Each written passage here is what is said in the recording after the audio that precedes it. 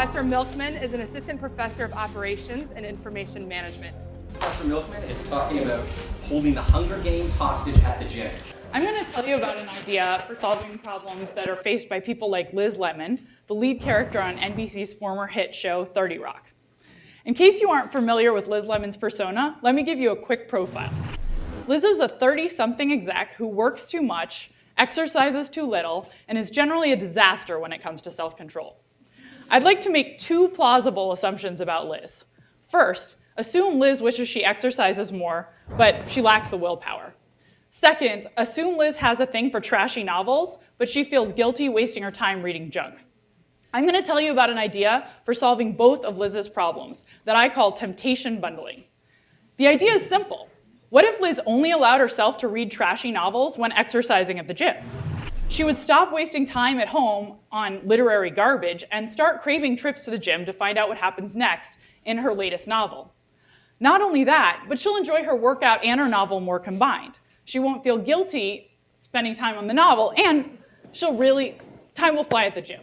So, although it's incredibly important to increase exercise, temptation bundling isn't just a way to help people exercise more and waste less time. We struggle with what I call want-should conflicts throughout our lives, like whether to go out drinking or study, whether to save or spend, and whether to eat healthy or unhealthy food, and temptation bundling can help. For example, imagine you crave Bobby Flay's burgers and also have a crazy Aunt Tilly who you should spend more time with. What if you only allowed yourself to go to Bobby's Burger Palace with Aunt Tilly? You would spend more time with Aunt Tilly and you would eat fewer burgers when you should be dieting. Relatedly, imagine only allowing yourself to get a pedicure when catching up on case reading or to buy a Starbucks when heading to study at the library.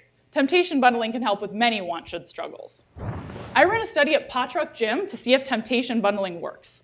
I recruited about 200 gym members to participate in a 9-week study and randomly assigned all recruits to one of two groups. In the temptation bundling group, participants received a loaned iPod and selected 4 audio novels from a list of books known to be highly addictive. After selecting novels, participants completed a 30-minute workout while listening to the beginning of one of the novels.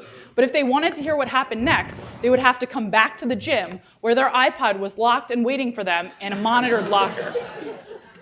In a control group, we also had participants complete a 30-minute workout at the beginning of our study. But instead of receiving audio novels, we gave them an equal value gift certificate to Barnes & Noble.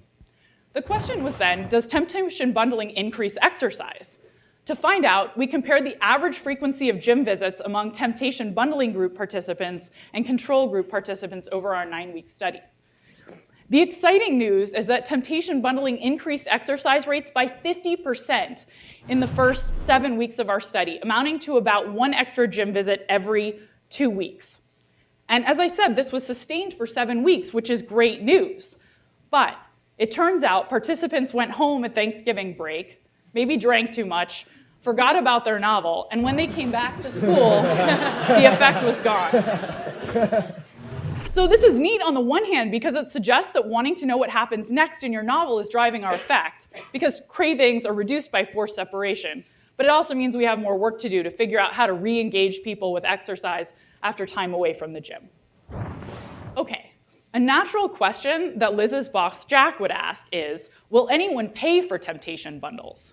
More specifically, if we gave people an iPod preloaded with addictive content, would anyone pay us to take it away from them and lock it at the gym?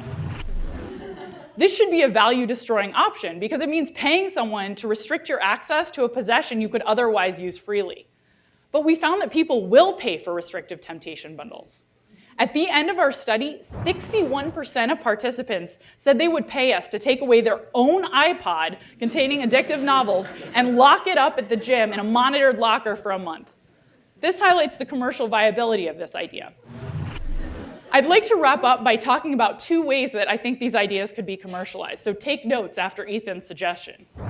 One would involve a company like Netflix, let's call it Gymflix, that gave you access to TV shows at home and at the gym. Imagine a feature that allowed you to set aside certain TV shows for gym-only access.